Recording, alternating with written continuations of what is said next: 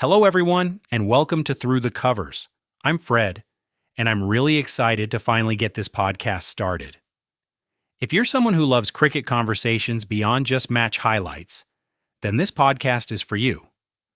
Through the Covers is where we dive deeper into the game, the latest cricketing news, player statistics, match analysis, team strategies, and of course some predictions about where the game might be heading. Cricket today is evolving faster than ever. Teams are experimenting with new approaches, players are redefining roles, and data-driven decisions are becoming more important with every tournament. Through this podcast, the goal is to understand the game from that perspective, not just what happens on the field, but why it happens.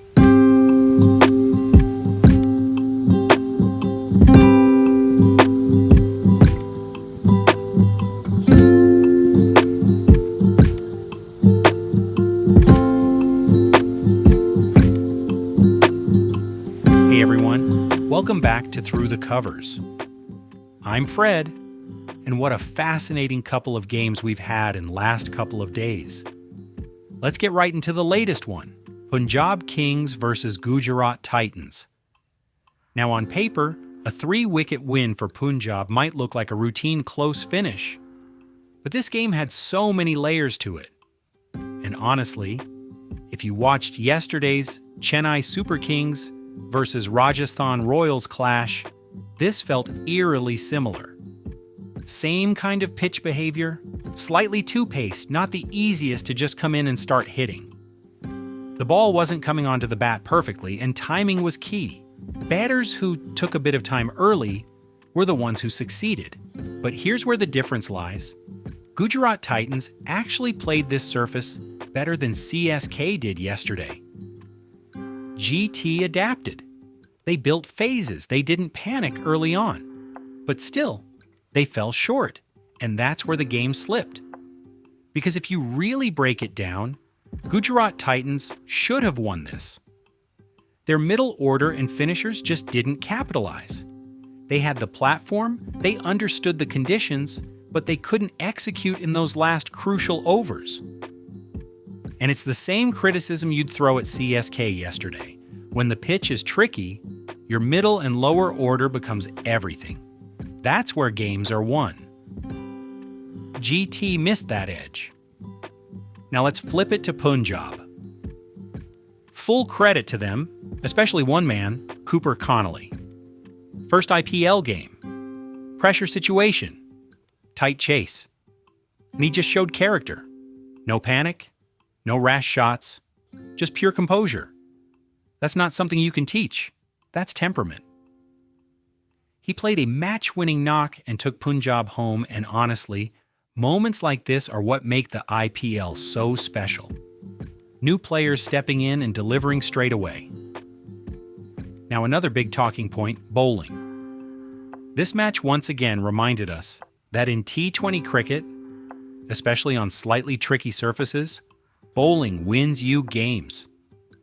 GT actually clawed their way back brilliantly after the 14th over. They picked up quick wickets, built pressure, and suddenly Punjab were under the pump.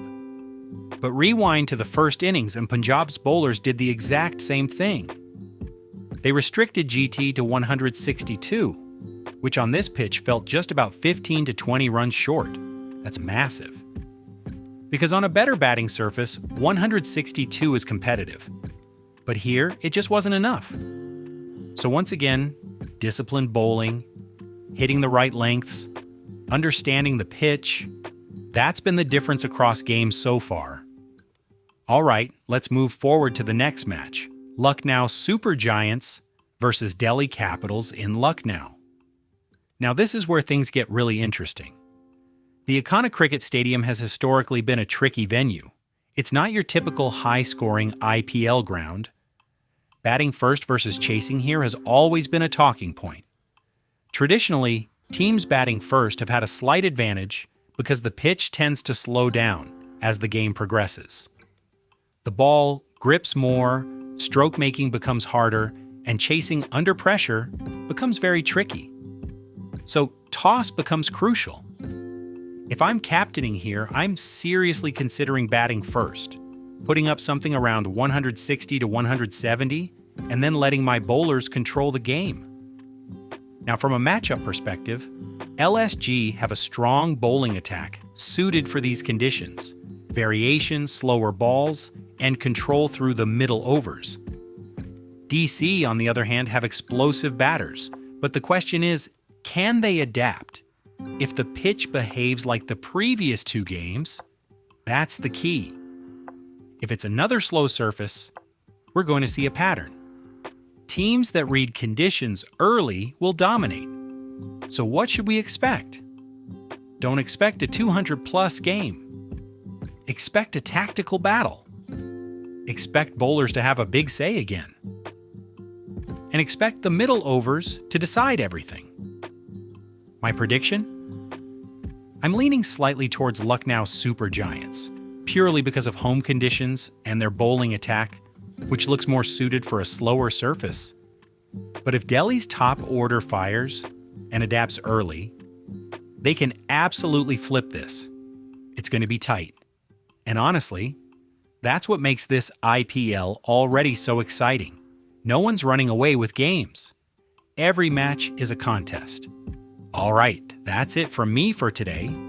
If you're enjoying these deep dives and match analyses, don't forget to subscribe to the podcast so you never miss an episode. And make sure you follow us on Instagram. We're putting out regular content, quick takes, and behind-the-scenes thoughts there as well. This is Fred signing off from Through the Covers. See you in the next one.